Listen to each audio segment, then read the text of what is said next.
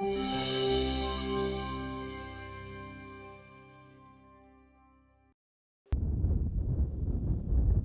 people look forward to a normal fall season with cooling temperatures as a break from the summer heat. But U.S. Department of Agriculture meteorologist Brad Rippey says this year's cooler summer could turn into a warm autumn. I really don't think normal is in our vocabulary for this fall after what's happened this summer. There's going to be, I think, more weather extremes, including the hot weather we've been seeing, a warm autumn on tap for parts of the country, most likely across the northern plains and parts of the interior northwest. I think we can expect to see some pretty chilly conditions from time to time, particularly in the northeastern United States. Rippey says one advantage of a warmer than normal fall is that crops maturing later because of the cooler summer could avoid freeze damage.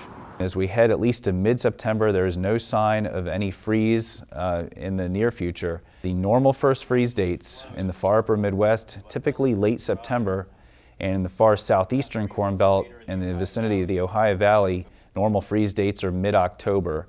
So at this point, there's nothing to indicate that we'd have a spectacularly early freeze that could cause harm to crops.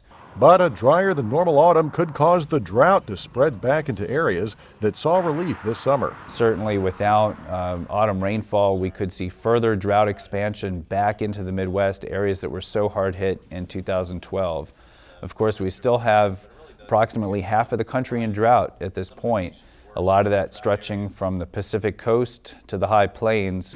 Finally, Rippey says the Atlantic hurricane season, which ends November 30th, could drastically change the fall forecast. Because of the unpredictability of any individual hurricane or tropical storm, you still have to consider the possibility that a well-placed or poorly placed hurricane or tropical storm could bring flooding or drought relief, depending on the placement of that system. In Washington, D.C., for the U.S. Department of Agriculture, I'm Bob Ellison.